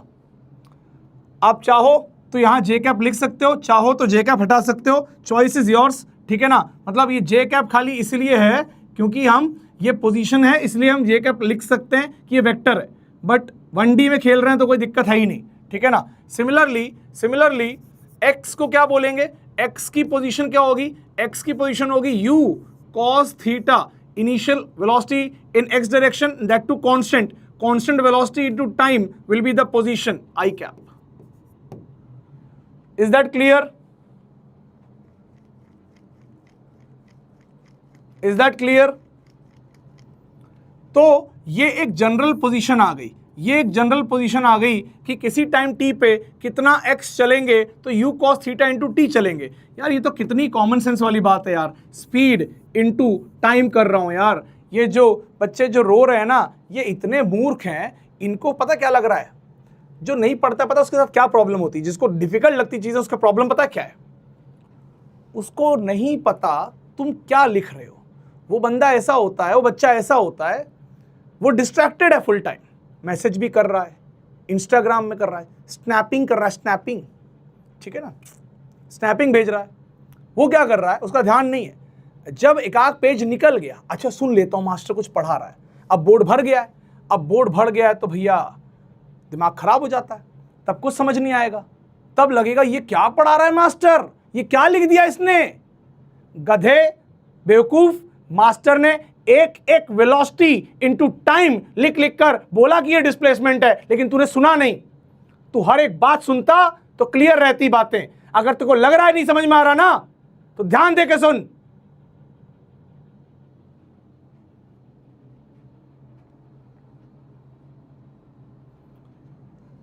यहां पे मैंने y डायरेक्शन में इक्वेशन लगाई, कौन सी इक्वेशन लगाई, s is equal to u t plus half a t square लगाया, बट किस में लगाया, सिर्फ y में, कि y में कितना डिस्प्लेसमेंट आएगा पार्टिकल का, तो y की initial velocity into time minus half y का एक्सेलरेशन इंटू टाइम का स्क्वायर। उसके बाद x is equal to u cos theta into t. U cos theta क्या है, ये x की वेलोसिटी है, x डायरेक्शन की, और ये टाइम है। तो अगर वेलोसिटी इंटू टाइम करोगे तो डिस्प्लेसमेंट आ जाएगा, बिकॉज एक्सेलरेशन नहीं है, देयर इज नो एक्सेलरेशन, ठीक है। चलिए आगे बढ़ते हैं, let us proceed further,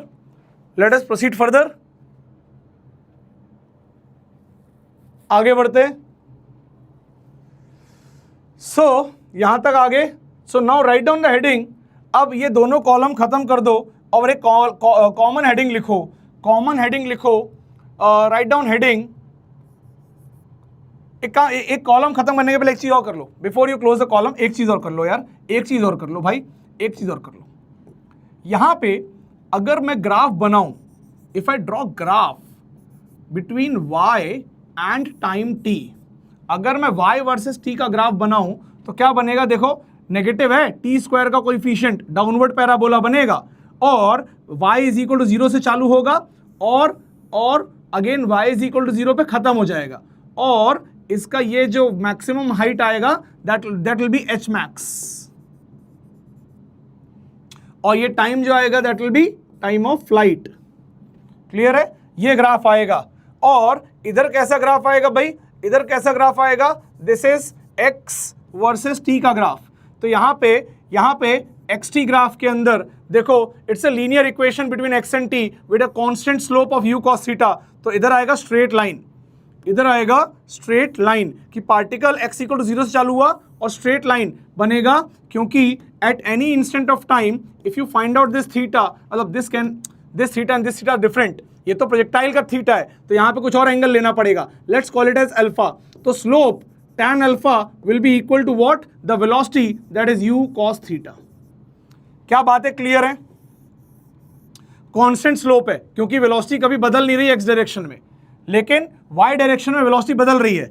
Y direction में पहले वेलोसिटी बहुत ज़्यादा थी ऊपर की ओर, बहुत ज़्यादा थी ऊपर की ओर, फिर वेलोसिटी घट घट के जीरो भी हो गई, वेलोसिटी जीरो भी हो गई और फाइनली यहाँ पे वेलोसिटी नेगेटिव भी हो गई क्योंकि पार्टिकल जब नीचे आने लग गया तो वेलोसिटी नेगेटिव हो जाएगी, तब वेलोसिटी नेगेटिव होने लग जाएगी। और एक बात और बता देता हूँ, एक बात मैं यहीं बता देता हूँ, आगे जाने की जरूरत ही नहीं है, यहीं बता देता हूँ। देखो ये मोशन पूरा 1D में हो रहा है तो पार्टिकल का y कब तक बढ़ेगा? जब तक पार्टिकल ऊपर जाएगा। And we know that time of ascent is equal to time of descent, time of ascent is equal to time of descent. ये है आपका टाइम ऑफ असेंट, यहाँ पे y बढ़ रहा है, ऊपर जा रहा है particle, that will be equal to capital T/2 and time of descent is equal to again capital T/2, ताकि कैपिटल T/2 जोड़ोगे तो T आना चाहिए। यानी कि अगर मैं स्टार्टिंग वाले ग्राफ में बताऊं, अगर मैं आपको स्टार्टिंग वाले ग्राफ में बताऊं तो लेट्स से इट टेक्स, मतलब यहाँ पे लिखा हुआ है टाइम ऑफ फ्लाइट को मैं कैपिटल T बोल देता हूँ, टाइम ऑफ फ्लाइट को कैपिटल T बोल देता हूँ। So just let me take the liberty to tell you and to show you that, just let me take the liberty to show you that time from here till here is T/2 and time from here till here is again T/2। समझ में आया? This is ascent, this is descent। यानी कि top point पे पहुंचने तक जितना time लगता है उतना ही टॉप से नीचे आने में लगता है, क्योंकि आपके लिए तो पार्टिकल ऐसे जा रहा है पैराबोला में, बट मेरे लिए पार्टिकल ऐसे नहीं जा रहा है, मेरे लिए पार्टिकल ऊपर जा रहा है और नीचे आ रहा है, साथ ही साथ वो एक्स में चल रहा है। तो पार्टिकल ऊपर जा रहा है और नीचे आ रहा है, यही हो रहा है। मेरे लिए पार्टिकल सिर्फ ऊपर जा रहा है और नीचे आ रहा है, पार्टिकल ऊपर जा रहा है नीचे आ रहा है, बट इसी के साथ उसके पास एक एक्स में वेलोसिटी है। तो इस हाथ को देख, ये पार्टिकल इस एक यहाँ पे इमेजिन कर एक रॉड लगी है जिसमें पार्टिकल ऊपर जाएगा और नीचे आएगा। अब रॉड चलने लग गई, पार्टिकल ऊपर जा रहा है, पार्टिकल नीचे आ रहा है, ओ हो, पार्टिकल ऊपर जा रहा है, पार्टिकल नीचे आ रहा है। समझ में आई बात? तो क्या हो रहा है, ये पूरा एक प्रोजेक्टाइल मोशन बन रहा है। तो मैं ये देख रहा हूं कि पार्टिकल को जितना समय ऊपर जाने में लगेगा उतना ही समय नीचे आने में लगेगा, क्योंकि ये हम ऑलरेडी डिराइव कर चुके हैं 1D मोशन के अंदर। और यहां पे एक्स वेलोसिटी क्या कर रही है? एक्स वेलोसिटी खाली आगे लेके जा रही है, तो उससे कोई लेना देना नहीं है।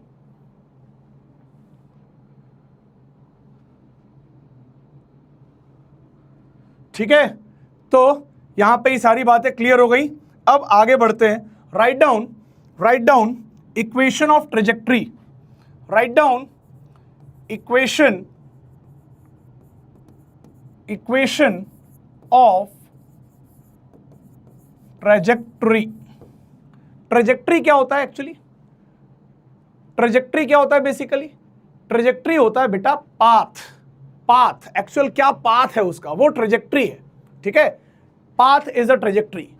तो गुरुजी ये कैसे निकलेगा, ये कैसे निकलेगा बताइए तो बेटा देख, तुझे x तो पता चल ही गया था, that was u cos theta into time, that was your x। और तुझे बेटा y भी पता चल गया था, that was u sin theta into time minus half g into T square. तुझे दोनों पता चल गया था। Is that clear? You new both the things.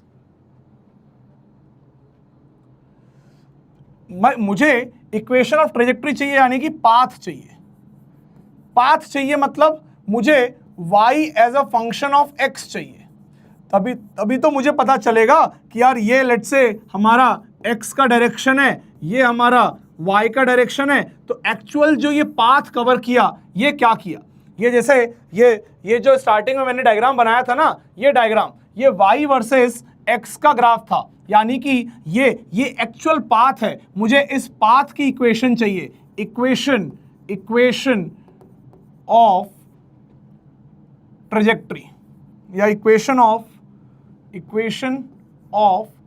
This curve is equation of trajectory.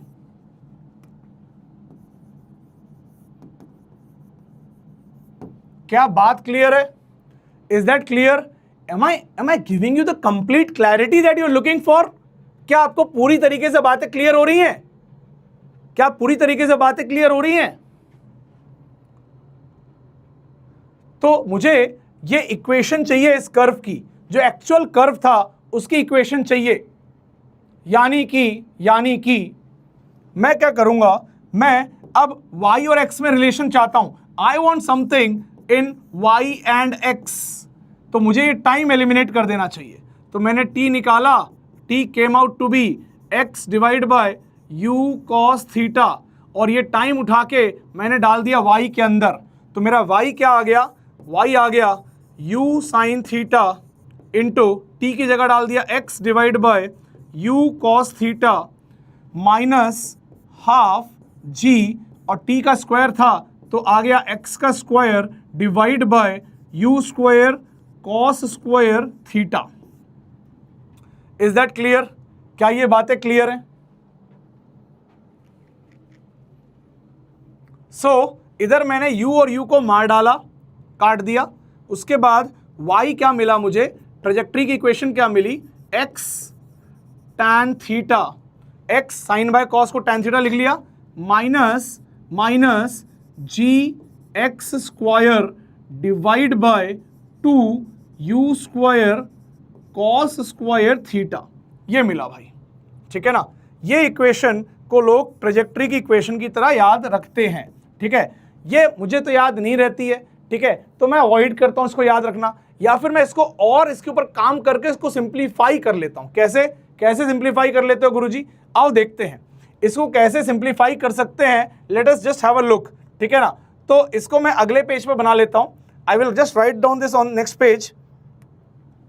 तो y is equal to x tan theta minus g x square divide by 2u square cos square theta, ठीक है ना। यही था, हाँ ठीक है। चलिए अब एक बात बताइए, what is the formula for range? Range का फॉर्मूला क्या था? u square sign 2 theta divide by g, ये था रेंज का फॉर्मूला, इजंट इट? क्या ये रेंज का फॉर्मूला था? भाई? ये सबको याद है, ठीक है। तो अब क्या करते हैं भाई, इसके अंदर मुझे u स्क्वायर भी दिख रहा है, मेरे को g स्क्वायर भी दिख रहा है। तो एक काम करता हूं, मैं इसको लिख लेता हूं u square bye u square by g को मैं लिख लेता हूं r divide by sine of 2 theta. u square by g को लिख लेता हूं मैं r बाय साइन 2 थीटा, और यहां प्लेस कर देता हूं। तो क्या आएगा यहां से क्या आएगा? y is equal to x tan theta minus u square by g को लिखा r बाय साइन 2 थीटा। तो ये ऊपर हो गया x स्क्वायर डिवाइड बाय 2, और ये हो गया u स्क्वायर बाय g को लिख दिया r divide by sine of 2 theta divide by cos square theta, और सिंप्लीफाई किया। y is equal to x tan theta minus, ये देखो साइन 2 थीटा को क्या लिख सकते हैं? 2 साइन थीटा कॉस थीटा लिख ही देते हैं ना, इसको लिख ही देते हैं, काट के लिख दिया 2 साइन थीटा कॉस थीटा, ठीक है ना। अब क्या हुआ? इस वाले 2 से ये वाला 2 कट गया, एक कॉस से एक कॉस कट गया, तो बचा क्या, साइन बाय कॉस बचा। तो इधर क्या आ गया, minus x square sine by cos को लिख सकते हैं क्या, tan थीटा लिख सकते हैं, डिवाइड बाय, और क्या बचा, आर बचा। तो हमने इसके अंदर x tan थीटा कॉमन ले लिया, तो y क्या आ गया भैया, x tan थीटा ब्रैकेट के अंदर 1 minus x divide bye r। ये थोड़ा इजी हो गया याद रखने के लिए। So this is also equation of trajectory, ये भी है इक्वेशन ऑफ ट्रेजेक्ट्री। एक कह रहा है व्हाट इज r, अबे रेंज, फॉर्मूला देख के समझ जा घोचू, range. Is that clear, is that clear?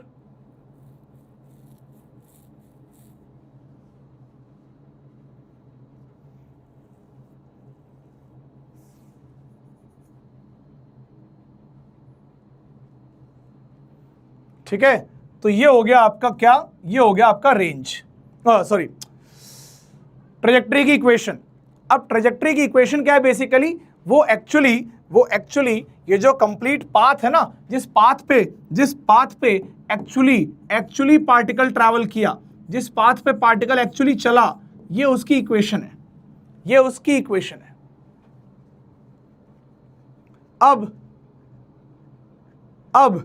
अब देखो मजे की बात क्या है, अब कई बार बच्चों को ये भी पैराबोला दिखता है और ये भी पैराबोला दिखता है। बताओ क्या ये दोनों पैराबोला सेम है या अलग अलग है?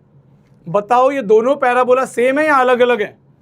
This y versus t graph is also parabola and this y versus x graph is also parabola. क्या ये सेम है या अलग अलग है? क्या ये सेम है या अलग अलग है?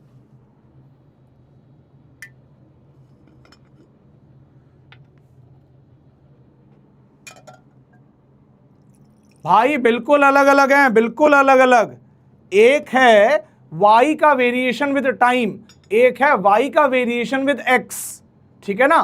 यहां पे हालांकि दोनों में हाइट तो h मैक्स ही आएगी, इधर भी h मैक्स है, बट इधर ये रेंज है, this is your range, and in the previous one it is your time of flight. यहां पे टाइम ऑफ फ्लाइट है लोअर एक्सिस पे।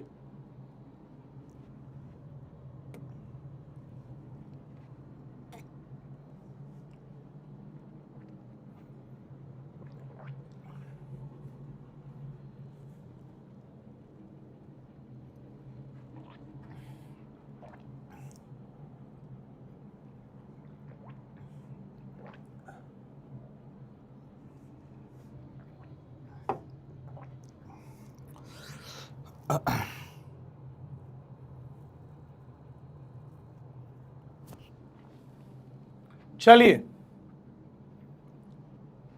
निशित परमार, आपको समझ नहीं आ रहा? मैं सही बता रहा हूं, आपको सही में समझ नहीं आ रहा? आपको ये बात समझ में नहीं आ रही कि आपके लिए नहीं बना हुआ है? कहां लगे हो चक्कर में भाई? कोई नहीं है आपके टक्कर में। ये सब तुच्छ बातें हैं यार। तुम एकदम परम महापुरुष, कहां तुम यहां आ गए फंसने? चलो भागो यहां से, निकलो।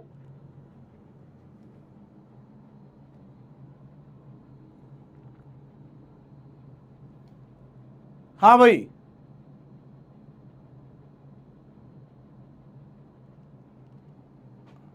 आगे बढ़ते हैं भाई, आगे बढ़ते हैं। आइए, ये एक सवाल है, there is a question for you. ये एक क्वेश्चन है, ठीक है ना। ये एक क्वेश्चन है, a projectile is thrown from ground to ground in XY plane from origin, acceleration दिया हुआ है आपको u, that is initial velocity, makes an angle 143 degree with acceleration. Take u as 20 meter per second, g as 10 meter per second square and answer the following question. Answer the following question. भाई लगभग जो following question है वो मैंने सारे यहां नहीं लिखे हैं। ये मान लो पहला है, this is your first question. ऐसे करके पूरे 15 है 15, तो इत्मीनान से करेंगे, जल्दी नहीं है। आओ चालू करते हैं भाई, आओ चालू करते हैं।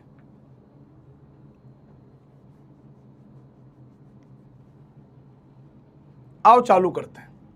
सबसे पहले इसका डायग्राम बनाया जाएगा, पहले इसका डायग्राम बनाया जाएगा। तो अपनी कॉपी उठाओ, चाहे रफ में कर लो, एक डायग्राम बनाओ। मैं तुम्हारे डायग्राम बनाने तक इंतजार करूंगा, 30 सेकंड तक इंतजार करूंगा। सवाल का डायग्राम बन जाना चाहिए, फिर एक एक करके सवाल के लिए टाइम देता रहूंगा। 30 सेकंड दिए हैं, जल्दी से बना ले फटाक से डायग्राम बना ले भाई।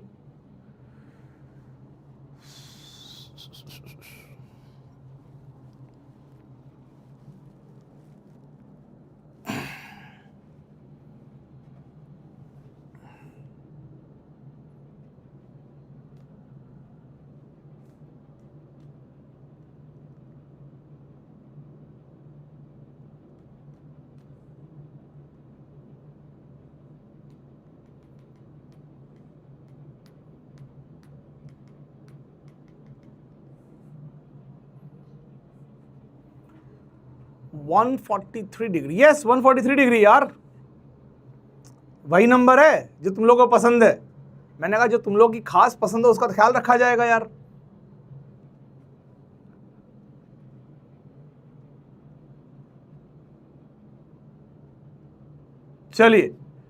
चलिए अब मैं डायग्राम बना दे रहा हूं आपके लिए। I am just creating the diagram, क्योंकि बहुत बार बनाने पड़ेंगे तो थोड़ा अपन इसको मैं फ्री हैंड ही बना रहा हूं। आप लोग भी ध्यान दीजिए, बहुत गंदा तो नहीं बनाऊंगा, ठीक ठीक बना दूंगा, ठीक है। ये है ये थोड़ा सा नीचे बना लूं क्या, नीचे ये वाला सवाल करेंगे, चलो कोई नहीं, बना देता हूं। ये रहा x, ये रहा y, ठीक है। उसके बाद क्या दिया हुआ है, एक्सेलरेशन दिया हुआ -g, यानी कि यहां से एक्सेलरेशन जो है वो नीचे की ओर है और वो भी g है, ठीक है, बहुत बढ़िया। And makes angle 143 with a। तो अब वेलोसिटी जो इनिशियल चाहिए वो इस एक्सेलरेशन से 143 एंगल चाहिए। तो ये तो यहां तक आएंगे तो 90 हो जाएगा, तो यहां से 90 नहीं और ज्यादा। सो यानी कि we need to make angle over here, that is u। अब ये टोटल एंगल जो है दैट इज 143 डिग्री, ठीक है। तो ये वाला एंगल कितना हो जाएगा, क्योंकि आप काम तो इसी एंगल से करोगे मुझे मालूम है। So this will be 53 degree.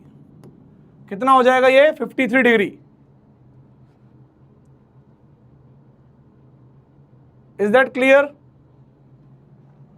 53 degree. अब ये हो गया सवाल ready. So now finally you have the question with you, ठीक है ना। अगर आपको इसमें क्लैरिटी नहीं आई है, तो मैं इसको एक बार फिर से बना दूं क्या आपके लिए, फिर से बना दूं थोड़ा सा। चलो मैं एक बार और ऊपर बना देता हूं। Let's say this is your x axis, ठीक है, ये आपकी y थी, ठीक है। सो आपको ये बताया गया कि भैया एक्सेलरेशन और वेलोसिटी के बीच में कितना एंगल है, 143। So this is your acceleration guys, this is your acceleration and you need a velocity which make angle 143 with a। तो ये आ गई velocity, but since x axis is the horizontal, ऐसा लिखा हुआ है क्या, हाँ xy plane, ठीक है, projectile is thrown from ground to ground in xy plane। हाँ ये xy plane है, ground है, तो ये x अपना ground हो गया ना भाई, ये ground हो गया, ऐसा हो गया बस। So the projectile will be going like this, है ना। What will happen exactly, we'll talk about that later, but ऐसा बनेगा। Is that clear?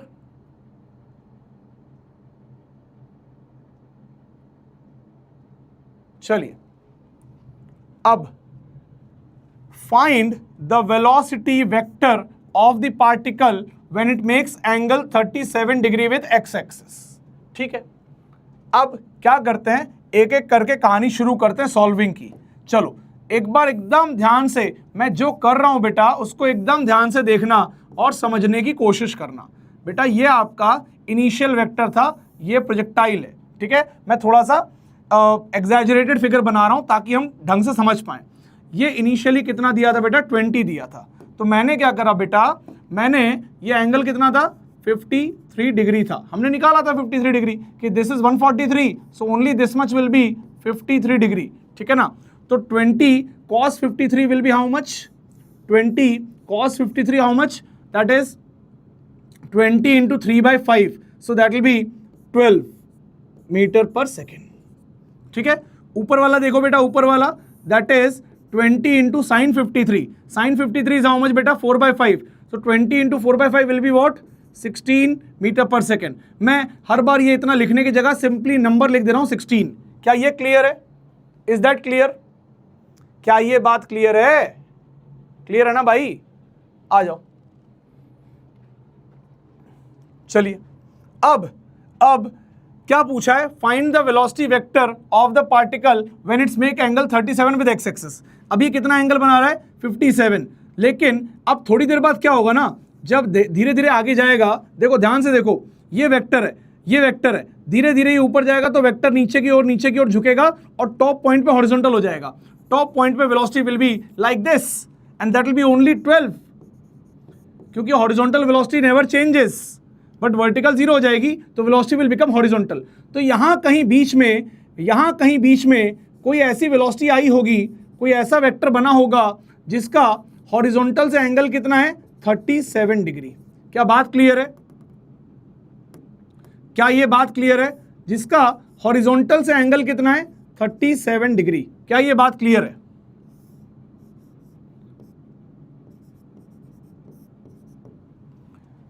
तो यार मुझे ये v वेक्टर निकालना है, बट मजे की बात पता है क्या है? अभी भी हॉरिजॉन्टल वेलोसिटी इज व्हाट? 12. यानी कि ये जो मुझे निकालना है, इसको मैं येलो कर देता हूं यार, है ना. जो मुझे निकालना है that is this yellow one, this is this orange one. ठीक है, ये मुझे निकालना है और ये हॉरिजॉन्टल से एंगल बनाया हुआ है 37. तो मैं ये जानता हूं, I know that this velocity का cos component will be 12. This velocity का कॉस कंपोनेंट विल बी 12. क्या बात क्लियर है?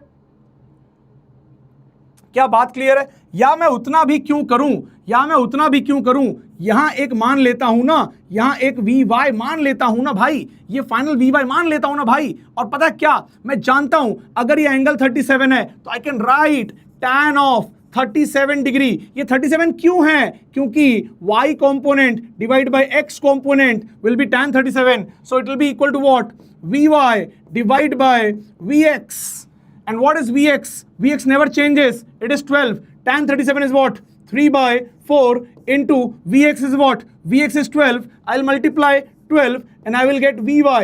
And Vy क्या आ गया? काटो 3 आ गया. तो Vy कितना आ गया दोस्तों? Vy आ गया 9. Vy आ गया 9 दोस्तों, Vy आ गया 9. और Vx तो पता था ना जान, 12. Vx तो पता था ना 12. तो बोल देना आंसर कि vector will be equal to 12 i cap plus 9 j cap metre पर second. That is the answer.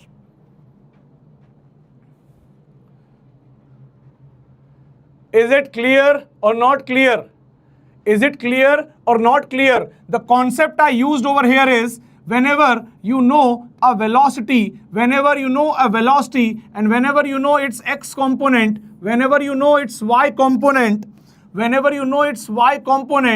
कभी भी अगर आपको ये एंगल चाहिए, ये angle, so that will be nothing but Vy divided by Vx. So tan theta will be equal to Vy divided by Vx. That is the concept used.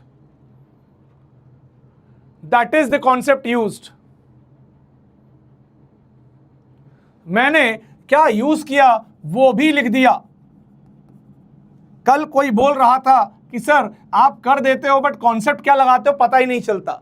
हालांकि इसमें मेरी गलती नहीं है, मैं रोज बताता हूं बट लिख भी दे रहा हूं बगल में.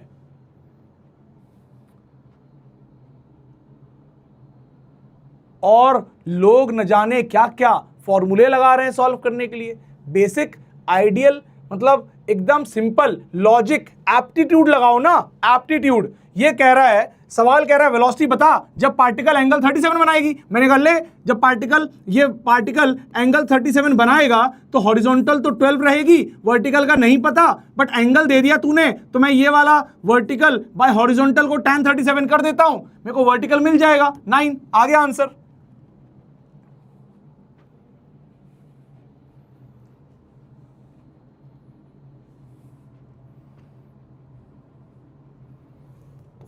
टाइम, टाइम बताओ, time, what will be the time taken, time, कितना टाइम लगेगा वहां तक पहुंचने के लिए, कितना टाइम लगेगा वहां तक पहुंचने के लिए, जल्दी बताओ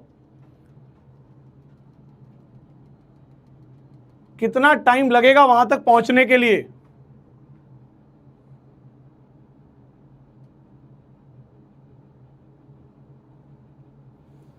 इस क्वेश्चन में this is your second question, this is your second question. इस क्वेश्चन में यहां तक पहुंचने के लिए कितना टाइम लगेगा, ये यहां से यहां तक आने में टाइम कितना लगेगा।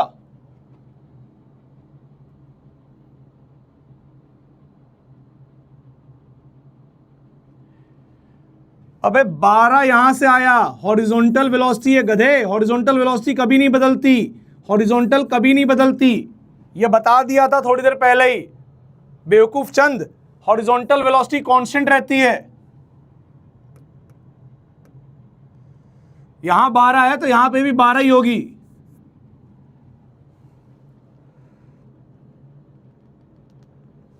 अब देखो, कई बच्चे सोचेंगे सर ये तो बड़ा कॉम्प्लिकेटेड सा है, इसका कोई रैंडम सा पाथ होगा सर।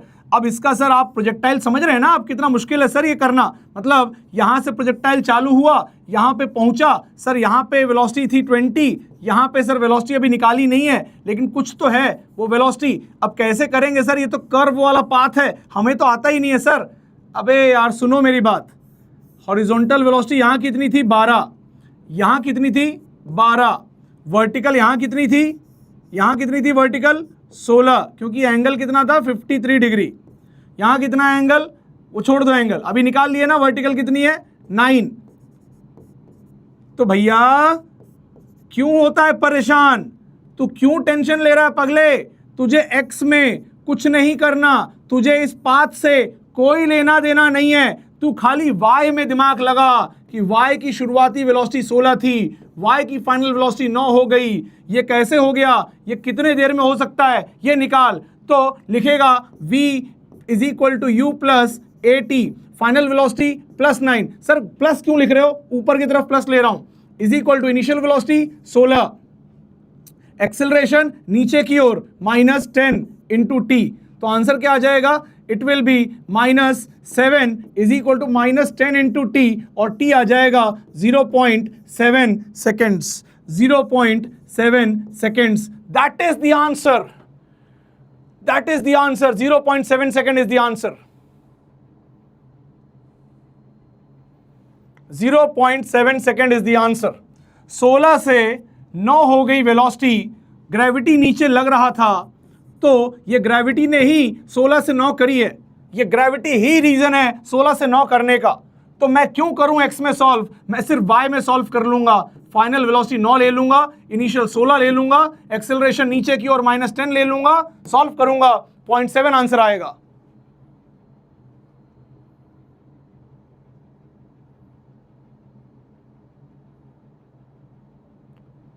जो जो लिख रहे हैं कुछ समझ नहीं आ रहा, कसम से भाई, कसम से एक दिन मिलो कभी, मतलब बाहर, मेरे मन में बहुत भाव है, तुम्हें मैं बताना चाह रहा हूं, कान होता तुम्हारा पास में तो मैं बोल देता कान में तुम्हारे।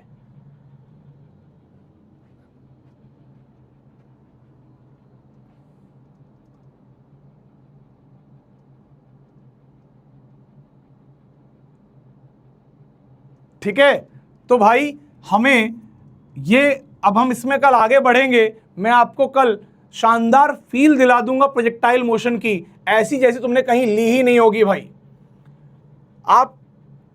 आपको कल मजा आ जाएगा भाई, आनंद आ जाएगा।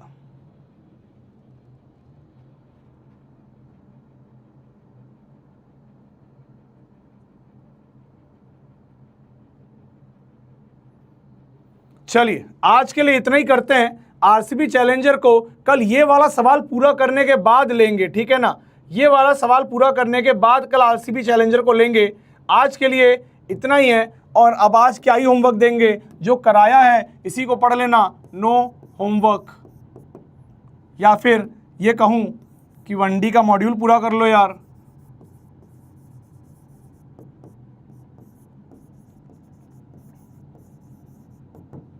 ठीक है, चलिए चलिए आज के लिए इतना ही था भाई।